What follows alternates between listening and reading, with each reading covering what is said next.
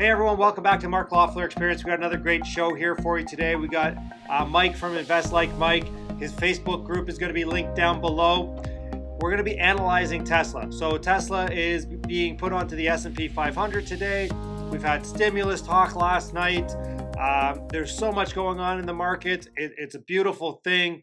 I'm going to talk to you a little bit about a Tesla trade I made Friday and closed today and how that worked. And yeah, we're going to go do some charts. If you guys are liking this stuff, definitely comment down below. We are going to work out a live stream in the new year. It's not going to happen today, obviously, but we'll figure out something for the new year. Maybe do it once every 2 weeks or something like that. But comment down below. Let us know which day works best and what time you think would work. All right, everyone, let's go. Here we go. Welcome, Mike. Good morning. How did you sleep? I slept like a rock. I just wake up early to go to the gym. Okay, so you still made it to the gym. Very nice. Okay. Always. Okay. So what was were you, like, I was messaging you yesterday, I guess, but were you watching the action yesterday and watching what was going on in terms of the stimulus and everything that was going on? No, not at all. I don't really have TV or anything. I don't check news on weekends. Okay. Yeah. I watched some football. Nice. Okay. Yeah. So you were keeping the positive vibes and not really paying attention too much and waiting until this morning patiently, I guess. So over the weekend, didn't really look. I wasn't watching stimulus. I wasn't. So you were just letting it happen and then waiting for the morning to kind of see what would happen, I guess, right? Well, to be honest with you, I mean, I knew the volatility was going to drop on the stock, right? Yeah. That's all I was playing. I was playing the IV. Okay. The implied volatility. And I made some good money from that. I made more money than most people make in a month from that trade. Well, the thing is too, so a lot of people watching, like what ended up happening on Friday is that in general, the third Friday of each month, there's some reshuffling, but it ended up being what was called a quadruple witching day. And every December you have this day where they're really, really reshuffling things, and there's a lot of movement and volatility with the options contracts and just the way everyone's looking at these stocks. So when we saw that happen on Friday, we kind of treated it like an earnings where, like Mark just said, if you're leading up to an earnings, often there's a lot of volatility built up, but it goes away immediately when the earnings happen. And so basically what a lot of people have been saying is that the volatility would get sucked out of it when the actual event happens. So the event is the quadruple witching, right, which has now happened. And quadruple witching plus S&P ad for Tesla, right? Exactly. And now we're here, right? Now we're here. Right. So at 9:30 this morning, that's why Mark felt he would win his bet, because volatility should get sucked out for the S&P entry by Tesla, which is now here. And also the quadruple witching day is over now. So people have reshuffled their contracts and done what they've needed to do. And now they're entering new positions. So the volatility of the expected events has been sucked out now. Right. So, I mean, just some simple math on the trade. I can go through that. I entered this trade at 11 a.m. on Friday. Basically what I did was I sold calls. So I would have been net short Tesla, and I sold $700 calls for Friday, December 24th. I got an average price of $29 for these. And basically what I was doing and I sold it, and it was relatively the same price it is right now. So Tesla is the exact same price that it is right now. But basically, and then so I basically bought it back just as we opened today, and just before we started this, and I bought those back at $12.78. Okay. So I made right around just over $16 per contract US. So wow. Okay. 1622 US per contract. Yeah, very nice. Very nice. I did a few. The funny thing is that, it's funny how it works when you're doing the stock option. Basically, you're making an educated bet on where you think the price direction will go. But Well, you're sitting there saying, well, I know the volatility is going to get sucked out. I don't want to own a call. I actually want to be short the stock. And you sold it to someone who said, well, no, Tesla's going to jump up huge because they're entering the S&P. well, even if it went above $700, like it would have to go to $730 before like I would lose. Right. And I didn't think that was like, because all this run up, all this news, everything. So I made an educated guess that it was going to stay. I thought it. I mean, there's people predicting it's going to drop $100, do all this. I honestly don't care. All Right. I wanted it was to stay the same, or even if it went up, even if it was 690 today, I could still get out. Instead of 60% of the option being gone, it probably would have been 40%. Well, the thing is, you Because showed that the much short, implied volatility left. and I think you showed the short expiry for this week too. So basically, if it does not jump up massively, it's actually bad because it's running out of time. It has to jump up big, very quickly, Yep. right? Whereas if you had picked a longer expiry, a small rise is actually good for that one. So you actually chose a short expiry because now it had to go up aggressively. Yeah. And you got out of your long call on Friday because of this exact same reason, right? Yeah.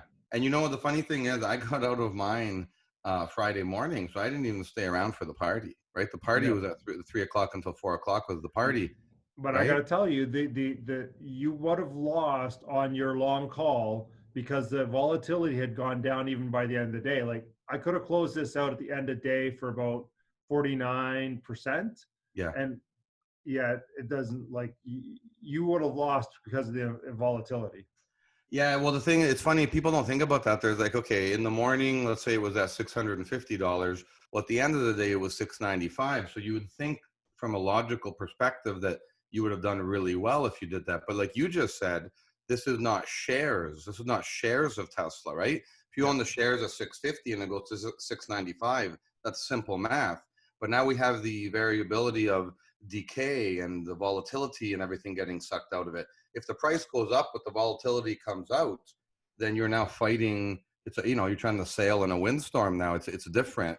And at the end of the day, I just took the money that was in my hands and I said, I don't want to play around with this game here. And I can always play Tesla another day if I want to buy a call option, right? Yeah, so exactly. And we also expected it to drop, so to speak, towards Monday because of the volatility issue. So I just said, let me take the easy money. Remember when Zoom Video, when we were doing that, I got out of my positions with Zoom Video before they announced their earnings. Oh, well, I know you never hold to earnings unless you're selling puts or calls. Like if you're a seller of puts and calls, you want to own it through. Sometimes you want to own it through, just for the simple fact that the volatility gets sucked out. Yes. So you're gonna make just on as it stays the same. But now you're betting directionally. And that gets dangerous, especially around earnings. I mean, as we saw, like what did Zoom go from 430, 440 down to 390? Oh, it tanked. And I know some people that were holding either call options or shares through the earnings. And I was saying, why would you do that? Like, I know there's been times in the past though, where you would have been rewarded. Actually, there's times when they beat earnings and you were actually rewarded. And now later on, if you follow those same habits, you actually get punished. And I think it's a very risky time to be betting, Well, and I knew that.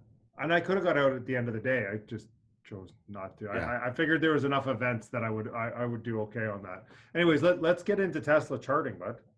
You want to take a look at the chart? Yeah, I think it's falling right now. Yeah, actually, I was just going to tell you, we have an engulfing red candle on the 5-minute chart here. Here we have a Tesla chart I just pulled up. Now, this one here, it's a 5-minute chart. See in the top left here, this is tradingview.com, first of all. And over here beside the ticker symbol for Tesla, you could choose whatever time frame you want. So most people are used to looking at a daily chart. So this is a daily chart for Tesla. And you can see that we broke out above this resistance level here. This is in and around 650, 660 area. And we actually broke above that on Friday, which is the green day right here. Today, right now, we're opening a little red, right? We're kind of hovering just below that resistance, the former resistance, which could be support now, and we're touching those short-term moving averages. So if Tesla were to kind of fall down towards the moving averages right now, that wouldn't necessarily be a horrible thing for the chart. You could see that if it falls even towards 630 or whatever this is here, 625, that's actually not necessarily a horrible thing for the stock. But if you're holding a call option, or if you have some kind of a risky bet, that's going to hurt you. So let's go back to the 5-minute chart now. So this is the 5-minute chart. So every candle on this chart is actually representing 5 minutes of time. And you'll see the right half of my screen has a shade of yellow to it. That's the pre-market action from this green candle here onwards, every 5 minutes this morning. And then after the yellow, which would be this red candle onwards, that's the market open. Look how it's been dropping very consistently since the market open. And this big red candle, that's when Mark told me to just pull up a chart here. That's a very, very bearish signal. You could see that this red candle swallowed that green candle. It's called a bearish engulfing. And now we literally, no surprise, have gone below the support level we were at. And the charts sometimes give you clues as to what direction it might move in. So right now we're heading down, and it looks like, if you look at this, Mark, this is pre-market yesterday, the blue area on the left side of my screen. And then we have the morning's pre-market data. From last night till this morning, it's a downtrend. It's been dropping, and now it's almost signaling that it wants to drop even further here. So doesn't this actually make sense according to the thesis we made on Friday? This is actually following suit exactly to what we expected so far, right? Exactly. I mean, and I could have stayed in my trade for longer and made a couple more bucks, but sometimes, taking profit off the table when you're up 60% on a trade is just, it's just smart business. Yeah, and you know what? No one goes broke taking a profit, and it's easy to say right now that you could have held it longer, but at the time when you made your choice, you made the decision with the information that was in front of you. Yeah. Right at the end of the day. So well, and at the end of the day, I hit my profit goal of 50%. Right. Yeah. So I had a plan, I executed the plan, and I just stuck with it. I didn't try to get greedy. No, and that's the thing too, is that sometimes, people enter positions, whether it's a call option or you sold a call or whatever it is. And it's like, Tesla might go to $750. Okay, but if you got in at 650 and it went to 700, you're probably up massively if you bought a call option. And you'd be up more if it went to 750. I do agree with that. But how do you know it's going to go to 750? So do you want to hold it for a week or two trying to capture 750? Or do you want to catch a move from 650 to 700, maybe the same day or the next day when you see it in front of you, and just simply take your money? You can always buy Tesla again. You can take that money to put it into another chart that has a bullish signal on it. You don't have to capture the whole move from 650 to 750 for Tesla, because that could take weeks, that could take days, that could not ever happen. And once you see it at 700 in front of you, that's real money. That's real money. You've already won, in my mind. So I'm not really of the camp where I need to hold my call options forever. Or if you sold a call option right now, okay, Tesla's dropping as we're speaking, but you already made money, right? You already made money, and no one knows exactly how low Tesla will go today, right? Well, it could bounce off this level right now and be $750. Who knows, right? Like that's. I knew in the first. I had a good feeling that in the first hour that it was going to come down, but after that, Well, the funny thing is, let me do this here now. Okay, so we're on the 5-minute chart. Okay, so let's scroll back here. Let's go back to Friday. Okay, so let's scroll back here. So if you're looking at this here, this is what happened on Friday here. Let me just pull the screen over and show what happened right on Friday here. Okay, so if you look at this screen right now, this is what ended up happening. And let me just show you here. So this yellow area here, that's the pre-market on Friday morning. Okay. Yep. So when it opened, it then dropped, right? Then it went up, then it dropped, then it went up, then it dropped massively, then it went up all of a sudden at the end of the day. Look at that roller coaster ride. They made you think that it was going to drop, then it went higher, then it started dropping a little bit, and then all of a sudden it tanked. While it was tanking and everyone was panic selling, look at the size of this green candle, Mark. That's a 5-minute candle. I was watching that live when it came up, and I just watched it go up like a Godzilla. I just kept going up, and it wiped out all the losses that happened in that 30-minute span here, or whatever it is, 30, 40 minutes when it dropped here. That got wiped out in 5 minutes at the end of the day. So just on that, like I obviously I was watching it. I wasn't watching it like I wasn't on the 5-minute chart like you were. I was just watching it on my phone, but I made more money selling today than I made if I had sold at that level there. Yeah, I mean, Like just because the volatility went down over the weekend. right. It's not all about price. There's other factors here, right? Yeah. And I mean, again, look at this green candle, how it shot up. You know, the next 5 minutes after that point was this red candle. Then it dropped all the way down and all the way back up again within the next 5 minute span. Look at that volatility, how crazy that is. That's massive, yeah. It shoots up wildly, it drops wildly, then it shoots up wildly again, and then it settled down here. That's incredible. That's 10 minutes. That action happened in 10 minutes. Right? So what a roller coaster ride. And then, you know, at the end of the day, the assumption we made about the volatility, well, the volatility happened at the end of the day, right? At the end of the day, that's when the volatility finished off, basically. What a wild ride. And sometimes I'll use these 5-minute charts because, as you can see, it provides a lot more detail. If I was watching this, let me just flip over to the daily chart. Okay, so you see all the action and all the data we got there. If I go to the daily chart, well, now all I can see, let me just go over here. All I would have seen was this one green candle shrinking and rising and shrinking and rising. I wouldn't have seen any detail. I would have just seen this candle getting taller or slightly shorter at the end of the day. Yep. Right? By going to the 5-minute chart, I got to see all of that extra detail. So it's kind of interesting that you can use that a little bit. And right now, if we look, I mean, there's this level here that we had just recently broken above. That's resistance. We've basically fallen to that level so far. If you look at it right now, we've fallen to that level of about 655. This is the make or break point. Right now, if this starts dropping, if people get really bearish on this, this can drop quite a bit more. I mean, the next support level would be about here. This was the previous breakout level from the last drop we had. So am I saying that this is going to fall to $609? No, I'm not saying that, but I don't control the markets. And at the end of the day, I think you would agree, Mark, if this falls to $610, that's not that big of a deal. Look at the chart. That's not a big deal. You see how when we first rose above this level, Mark, how we dropped to retest it and then went higher? Why can't we drop to retest right now and then go higher? Everything's possible.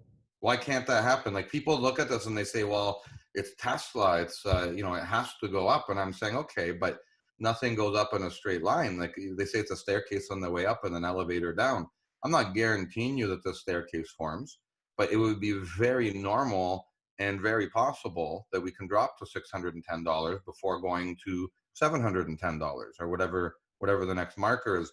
People just seem to think, well, if it's 650 today, it's going to be 700 tomorrow, and they look at it in a very linear fashion. It doesn't always work that way, unfortunately, right? So to say that this has to go up from here, I don't agree with that at all, right? That's not the way a chart works. And when it broke out over here, that doesn't mean that it couldn't have dropped first before going up again. So at the end of the day, we want to be mindful of that, right? And the other thing is too, look at the RSI here.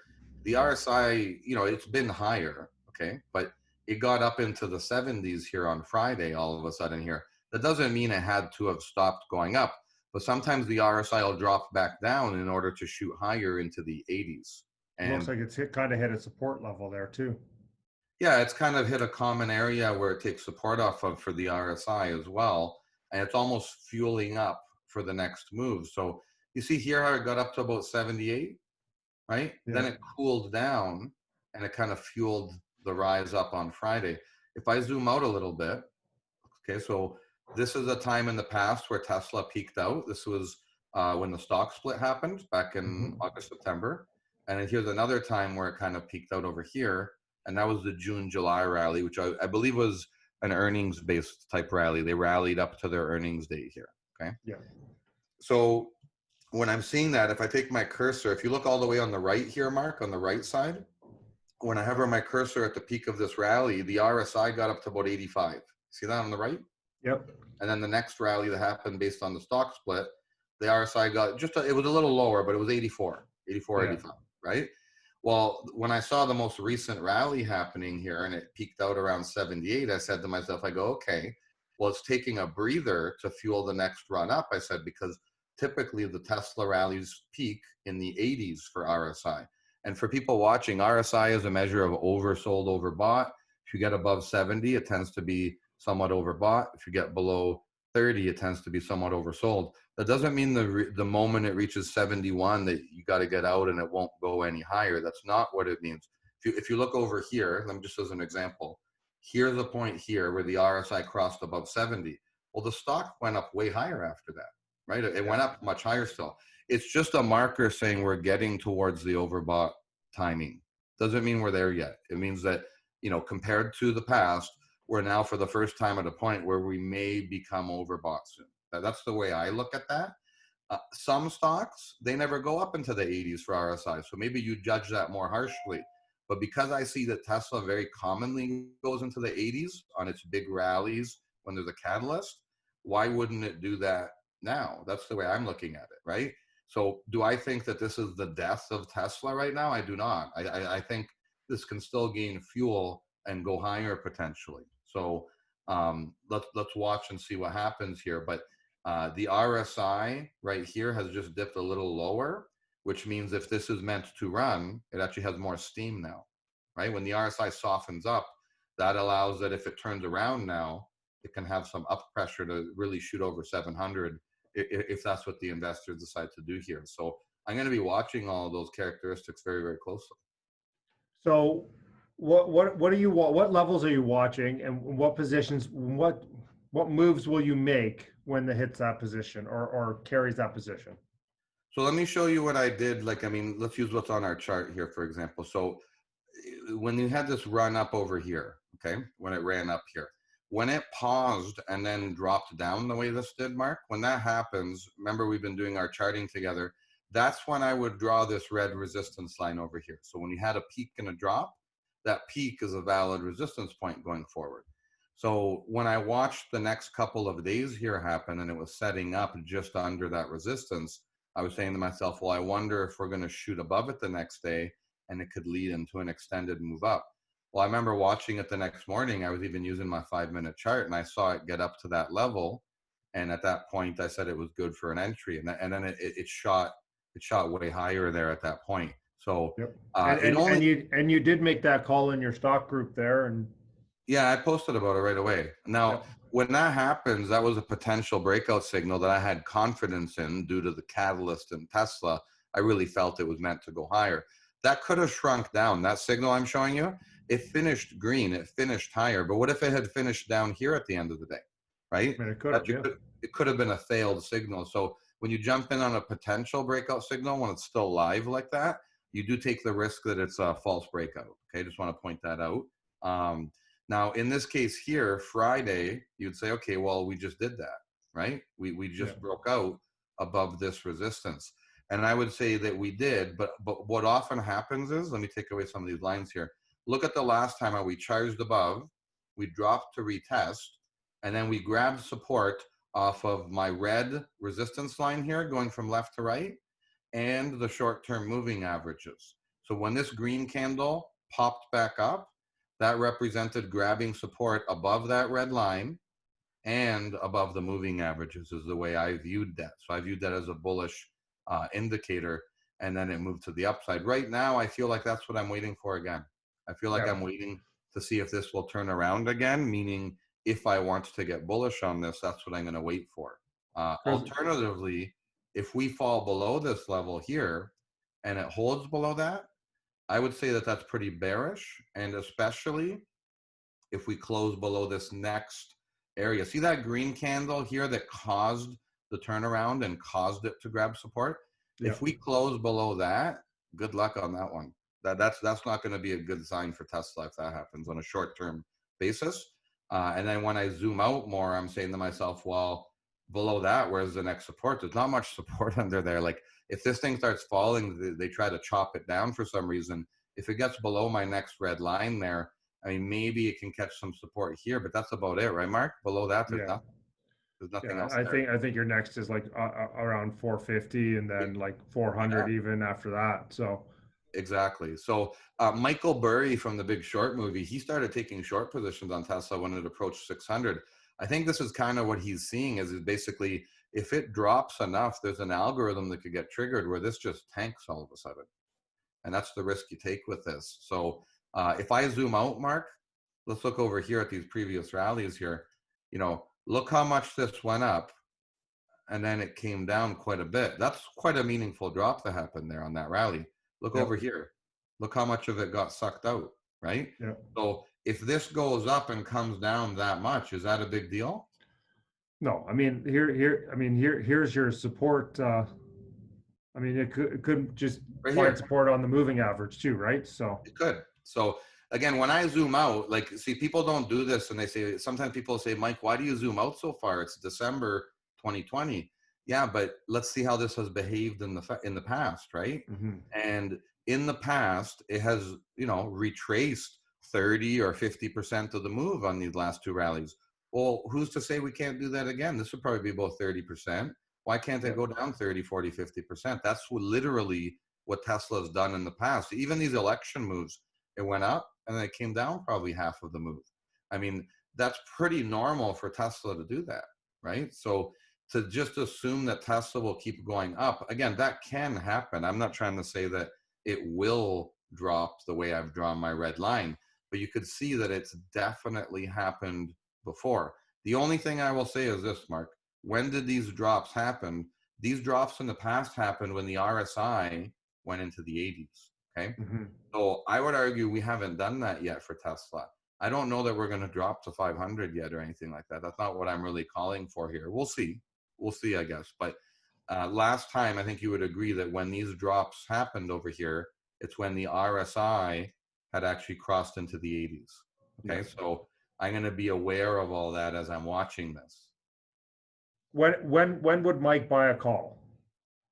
I would try to wait for an obvious setup to happen. So I often say patience pays dividend. I mean, if you're trying to catch the falling knife, you don't really know what's going to happen. So I would not be buying a call option today on Tesla because all I see is a little red candle that is below the green candle from Friday. So, I mean, first of all, this red candle is not as good as the green candle we had Friday, right? We're below the open, we're below the close. We're sitting right on this support though, so it's not actively crashing. It's actually holding the support level. Right now, I'm neutral on Tesla, right? It's holding the support, but it's below Friday's candle. So I see no reason to take action. Some people might say, well, I know Tesla's going to 750. It just grabs support. I should buy it. I would say that's a risky position to take right now. I would say that, you know, what if we fall lower by the end of the day and we go below that support? And we don't know that. Okay, so you're not buying a call yet. You're probably going to look for a sustained breakout above 695 is what I would imagine, because that was the former, that's your new resistance level, correct? Or if it really does take support off one of the major support levels, right? Yeah, so like a lot of people sometimes they'll say, well, okay, here's the resistance level from the Friday, right? And here's the one from the other day there. So that's where we're trapped in between right now. A lot of people would say, like, you know, I want to buy Tesla if it drops down over here, right? And they would just want to buy it because 540 is way cheaper than 695. I'm not really necessarily of that camp. Like if it started falling to 550, I would say, well, let me wait for it to provide me with a setup where I can do my thing on the charts and find a breakout signal, meaning, you know, over here, right? I actually would rather buy it when it comes above this line than when it was dropping back here and it was a cheaper price, because how do I know this wasn't going to drop further? I didn't know that at that moment. When it breaks above a certain key level like this, it's more likely to go up in the short term than down, even if it does not last for weeks. When something's actively dropping, if this starts dropping and it goes to that area, I get it. If it turns around, you're going to make money. But what if it doesn't turn around right there? I like to wait for the security of the momentum changing, and I will pay more for the security if I think it's going in that up direction already. One, you can make a bigger bet, right? Like you can put a bigger portion of your portfolio on it, knowing that it's more of a sure thing, right? The other thing I'll point out too is that, you know, we've held this level in and around 600 pretty well. Look at Look at my breakout signal over here, okay? You could say to yourself, oh, Mike, it didn't work because you fell afterwards. But look at it, really. This red day here, it tried to go below my support level, and it did close below it, right? But what it did that day is it grabbed the short-term 10-day moving average, that green one, right? So even though it was a negative that it broke support on this red support level, I said to myself, but it grabbed support on the moving average. That's a pretty strong thing. The next day, it grabbed above our red resistance level again around 600. So as soon as I saw that, I ignored the red one now because I said, well, we've undone that damage. It literally held itself above $600 that whole rest of the week, which led to Friday. I think there's a lot of support at $600, I guess is what I'm getting at. So Yeah. even if it were to drop here, I feel like it can grab $600 and head higher. And remember, we're still kind of waiting for the RSI to potentially get into the 80s. I think that's normally where Tesla peaks out its moves. If it drops towards 600, I expect people to buy it back up and we have our final rally. That's what I think probably will happen here, but you know, we'll see. So if somebody does want to play Tesla, maybe a $600 put or I think there's 550. a lot of support there. I think there's a lot of support at 600. You want to maybe compare what does 600 pay, what does 550 pay, and you have to say to yourself, do I want to take on that risk? Because Tesla can go red all of a sudden in a big day if it drops. Maybe you don't even want to sell puts on Tesla. I mean, it's exciting to play it because you know it's just entered the S&P. Maybe you could sell puts on something that isn't going to be as volatile. But if I was doing it, I would probably be pricing that 550 to 600 range to see what they pay me. And I assume that they probably pay you decently well because, you know, people don't know. Obviously the volatility is down, but it's still pretty good. Yeah, and I think people don't know what direction it's going to go in anymore. They were expecting it to open at 700 today, and it didn't. So I think people are kind of confused as to what direction it might go, and people probably changed their bets today compared to where they were at Friday. Yeah. Right. So, like I said, you don't always have to play something when there's a lot of unknowns and you don't really know what direction it's going in. And Tesla's already gone from 450 to a certain amount. What if this does get taken down and shorted quite a bit in a short-term basis this week? So you have to be careful with that. If you start selling a put, you got to make sure that if you end up taking ownership of the shares at 550 or whatever the price is, that you're happy to own Tesla at 550, right? So you have to decide that that is a real possibility that can happen. For sure. Yeah, it's an interesting thing, and I'm going to watch this really, really closely to see what happens with it. So very interesting chart. Yeah, it is an interesting chart, and hopefully you guys are making money off Tesla like the rest of the world, or hopefully you're not losing money on Tesla like some other people. Here's the 5-minute chart again as we're watching it. So as we're watching this 5-minute chart, you could see that it's still traveling to the downside. So it's bounced up right now, but this could actually lead us to the next down move for all we know. So it's very, very interesting how this is working. And when this 5-minute chart starts charging up, it potentially is going to hit resistance on all of these short-term moving averages. See how here it hit resistance, right? And it got sucked back down. If you look at it all morning, it's been getting sucked back down on these up moves and dropping every time we approach those moving averages. Well, we're approaching them right now, right? So as we're looking at it, let's see, you know, what happens here. But it seems as though we're probably going to hit resistance right here, and I think Tesla might go lower. We'll see. Now, in the short-term chart, I will point out too that, you know, for the 5-minute chart, there's also the RSI over here. We actually have gotten to low RSI, which has caused the recent bounce we had. The last time we had low RSI on the short-term chart, look how it went up. You can actually use some of these indicators. These are how day traders do it, right? They use some of these indicators. They might enter a long position when the RSI is low on a 5-minute chart. They caught the bounce up.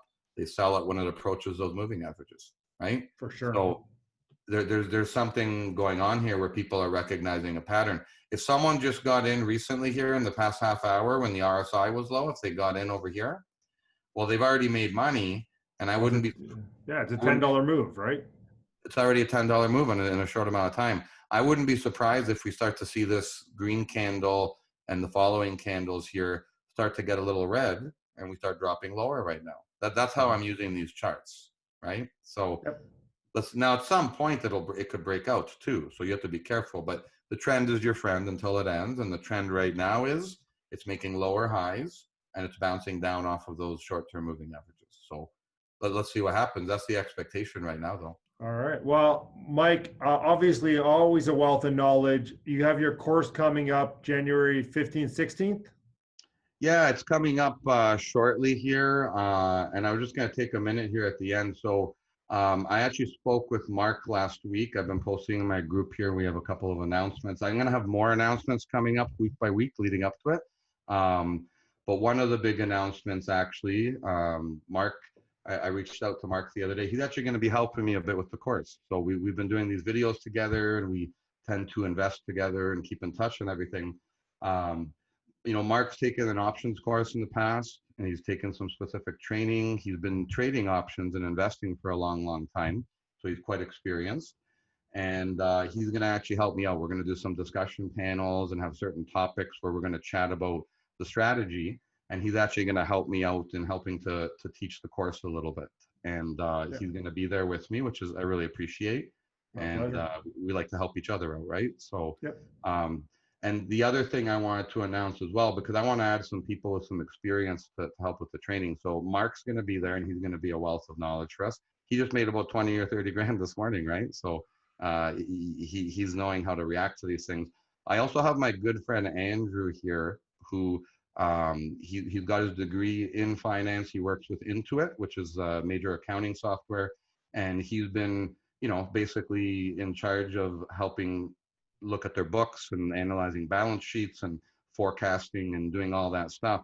He actually is also trained in options. He's taken some options courses recently. He's been really making money off of call options and selling puts. I've been working with him together as well, and we've been cross-training with each other. He's going to be there to help out at the course. So he literally, his industry, his business is finance and balance sheets. He's going to help us look at that together. And he actually created a really cool spreadsheet. He has some training in creating spreadsheets for his business too. And he's actually created a spreadsheet where you can compare different strike prices against each other. And if it were to reach a certain price target, how much would I be up on each of those options? And that's something that we're going to share with people who take the course with me. We're going to share that spreadsheet, and he's going to walk through how he uses that to analyze things. So I'm kind of excited about all of that. And the other thing I wanted to mention as well here, this is the website. If you go under, this is investlikemike.com. I've got the services tab here, which talks about the course. So first of all, we're limiting it to 20 people. We've got about 5 or 6 spots signed up so far. And we're going to be doing it January 16th and 17th weekend. And we're going to be doing it January 30th and 31st weekend. So what I've done is I've made the course 15 hours instead of 10 hours for each of the components. And I've also added Zoom training sessions to follow up each of the courses. And what I was going to do is about 5 hours of additional Zoom sessions following the courses. I've decided to make that 10 hours now. So I'm going to add about 10 hours of extra coaching within the actual courses and another 10 hours of follow-up sessions. So maybe in between course 1 and course 2, we'll do some follow-up sessions. And following the completion of number 2, we'll do a bunch more of these Zoom sessions where we're going to, you know, maybe Mark will be there too. We'll talk about what stocks we're watching, sharpen up the charting and the strategy skills that I'm showing people during the course. And I want to try to add as much value as I can for people so that, you know, what my goal is here is I want to train everyone and have everyone ready to go for what I believe will be a wonderful 2021 for the markets. I think so. I mean, here's the thing. As long as you can chart, you can make money if it's going up or going down. You just have to know, you just have to know which one to play at which time. Exactly. And the thing is, I always say, you know, sometimes you have to know when to push the gas and when to hit the brakes. Well, to some people, that could mean during the election, for example, I just don't invest.